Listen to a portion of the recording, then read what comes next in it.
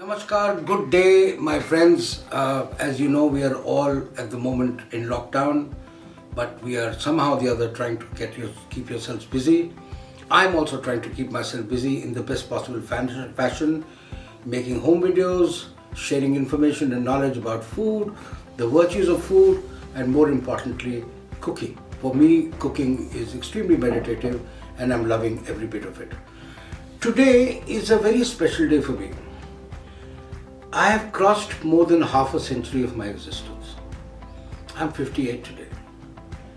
Now when you reach 58, you have seen so much of life that you sit down and this is a time for reflection, introspection and retrospection. While I've been retrospecting as well as introspecting, I have come to one conclusion, that what has got me going is my passion for food, my stories for food, and the kind of friends that I have made because of food. The language of food, like music, is completely universal. It can only bind people. It's very unfortunate that we end up dividing people. I am reminded of what this famous author, Anne Frank, the author of a book called A Town Like Alice, said, and it is how true today, that no one has ever got poor by giving. I believe that is exactly what the philosophy of life should be. When you cook and feed people, I feel there's a lot of barakat and your kitchens can never go empty and the fire of your kitchen is always burning. All our religious scriptures, be it Hinduism, be it Islam, be it the Bible, be it the Granth Sahib, they all talk about feeding the hungry. The Bible says when we feed the hungry, we feed you.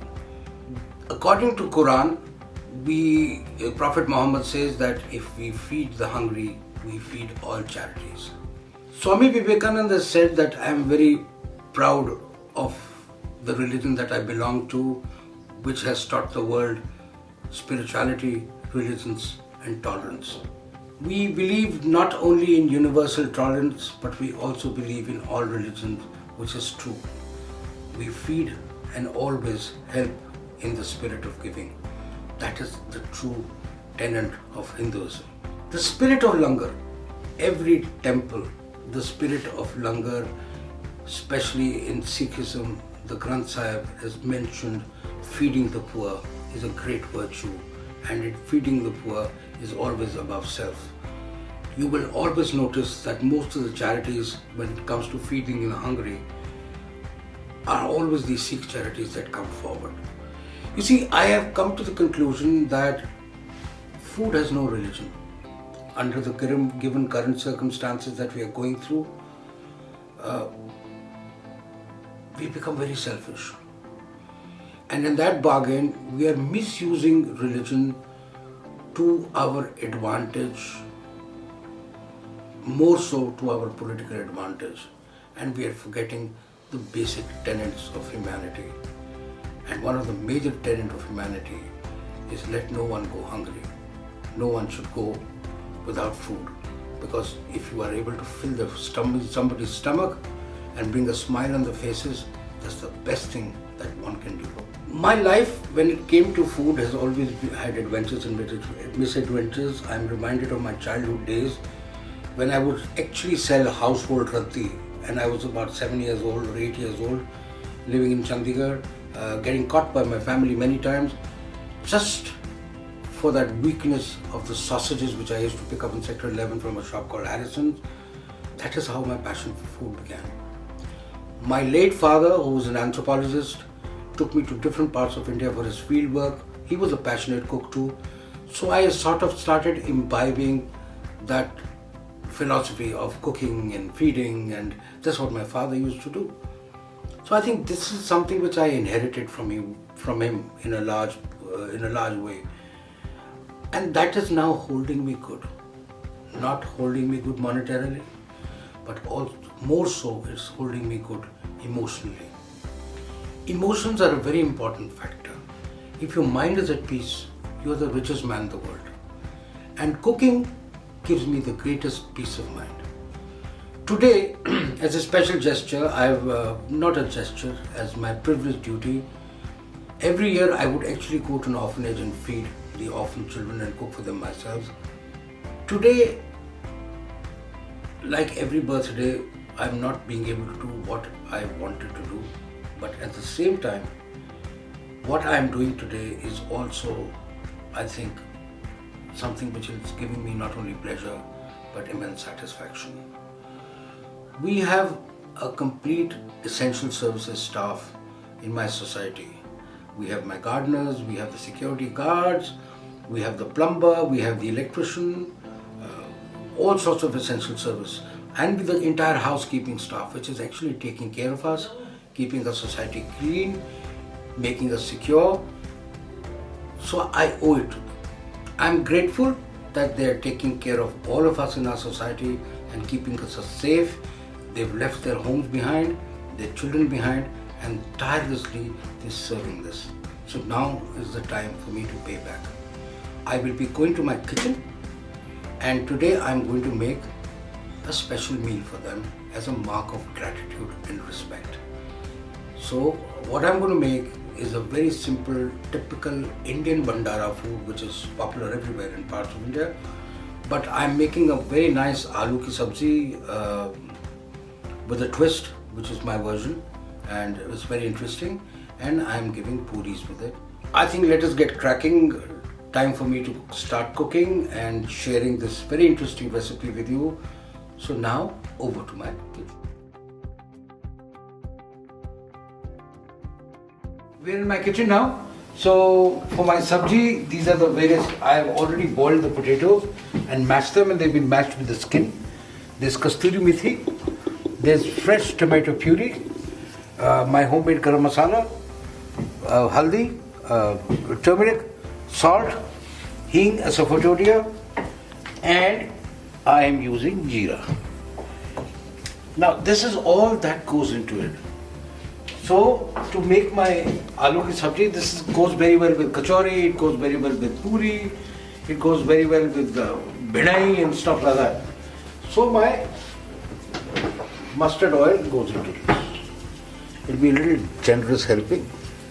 So while my vegetables are getting ready, Chandar and my hero Bahadur are getting ready in making puris. I can't do this on my own. So we are in the process of making about 300 plus puris, and this is what we are going to serve.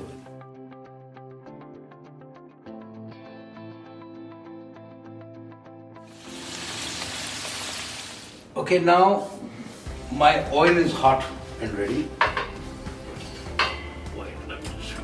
My oil is hot and ready. I can see the smoke coming out with the mustard oil. A generous portion of jeera goes in.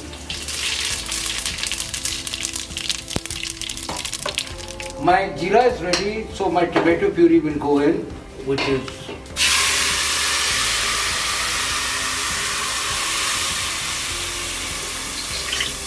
so my puree is almost on the verge of going, so my jeera has already gone in, and this is going to get ready, and it's going to be cooked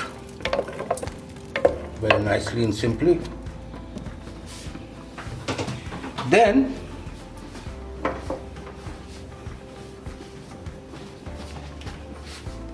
my salt goes in.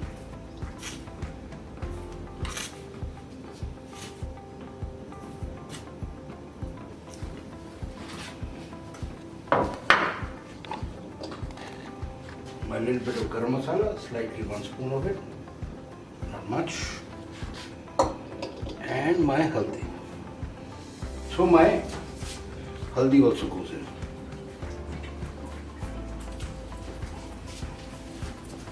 I will let this cook for some time.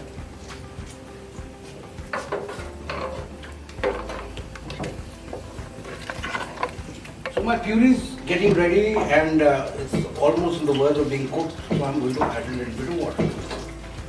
Not too much of it to start with, and then bring it to boil.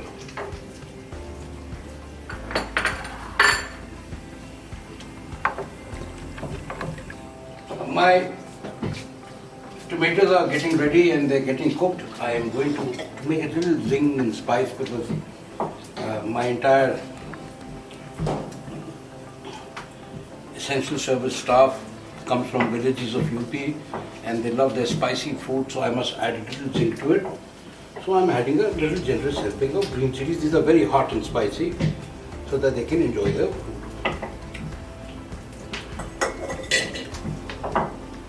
My tomatoes are boiling. So what goes in are my potatoes. These potatoes have actually been peeled with, mashed with the skin to give it that rustic touch. More potatoes are going in now, and I will continue to add some more till such time my sabji starts cooking and it sort of mixes properly. While my sabji is being cooked, my kasturi methi will go in.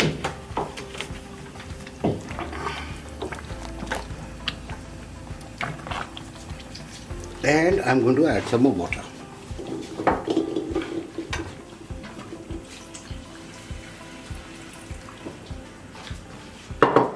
Along with the rest of the chilies.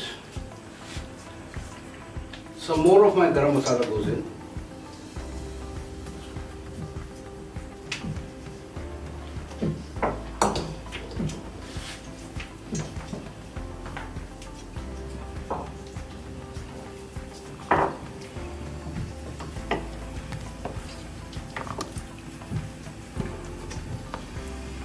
While my sabji is getting ready, you can see the puri machine that is being utilized and made here.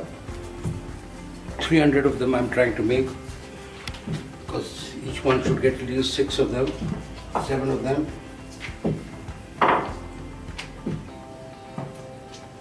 This is what I call the basic joy of cooking. It's such a high. No alcohol, no weed.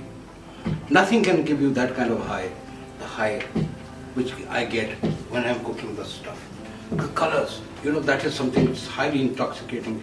It mesmerizes me. It sort of not only satiates my palate, but also my soul. So I think all of us should understand the more we feed people, the more barakat we have. And I'm sure all of you will continue to feed people. Or if not feeding people, at least make an effort to feed them. I can assure you that kind of this divine blessing, no amount of money can give you. Now what I've done is I've added some more kasturi methi.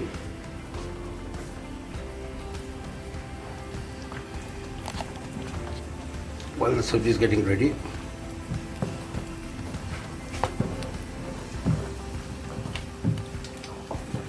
And last but not the least, what goes in is another spoon of garam masala, homemade garam masala.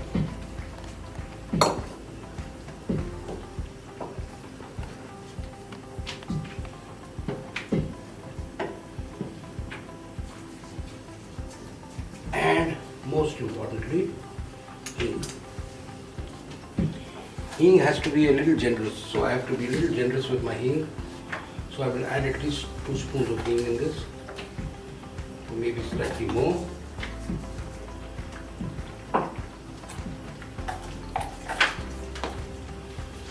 Give it that real rustic taste. My sabji is almost ready. What I'm going to do is, since the people I'm feeding are far more, so I will have to take a bigger cauldron. So what I'm doing is, this is called a baltoi. It comes from Himachal Pradesh, and this baltoi is used for traditional cooking, more importantly for dham cooking. And dham cooking is like parts of Himachal, especially Kangra, Kullu, Simla district, Rampur Bushehr, and these are the basic districts where dham is extremely popular. So with this getting ready, I have already kept and prepared half of it here because of shortage. So I will now mix this and this together And then I will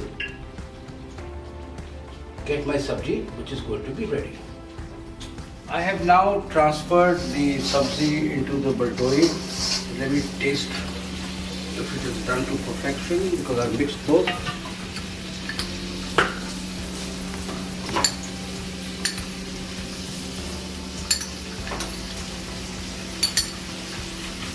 Salt is fine.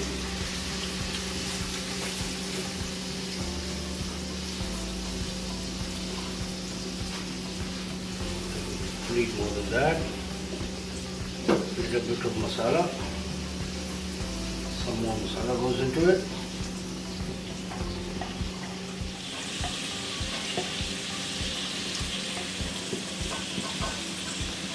Now my sabji is ready. I can just easily put this off, and it's ready to eat, ready to serve. My puris are also done, on the verge of completion.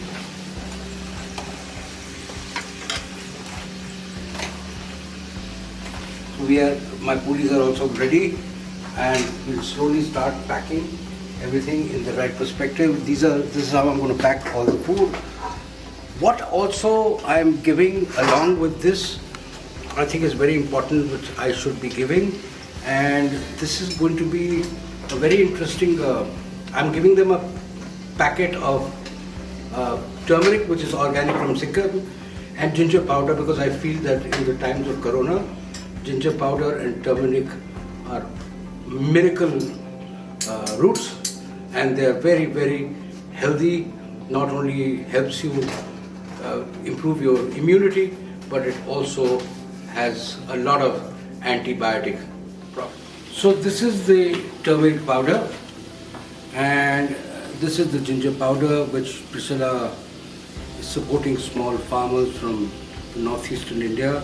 And I think it'll be a very nice thing to share it with our essential staff and ensure that if they are healthy, we'll all be healthy. Thank you so very much. Continue watching my lockdown series. I'm sure there'll be more fun and more interesting cooking to showcase. See you.